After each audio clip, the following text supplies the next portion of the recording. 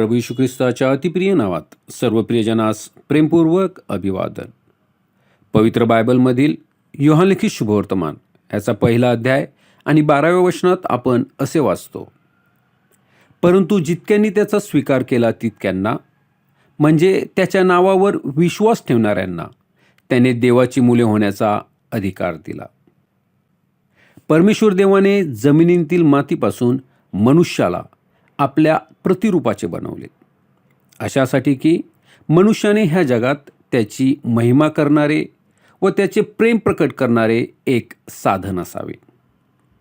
प्रथम मनुष्य आदाम परमेश्वराचा पुत्र होता, मात्र पापामुळे मनुष्य हा पुत्रत्वाचा अधिकार गमावून बसला.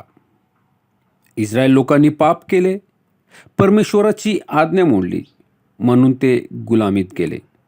मात्र परमेश्वराने त्यांना पुन्हा वचनदत्त भूमीत आणून त्यांना पुन्हा एकदा संधी दिली. पापाच्या गुलामीत फसलेल्या मानवाला त्या गुलामीतून बाहेर काढण्यासाठी परमेश्वराने त्याच्या एकुलता एका पुत्राला म्हणजेच प्रभू येशू ख्रिस्ताला ह्या जगात पाठवले.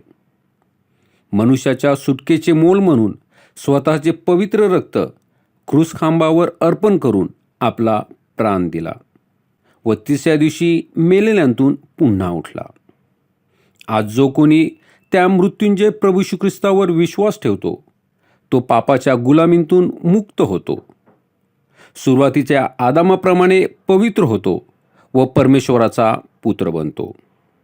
काय तुम्हालाही आदामाप्रमाणे पवित्र व देवाचे पुत्र व्हायला आवडणार नाही का?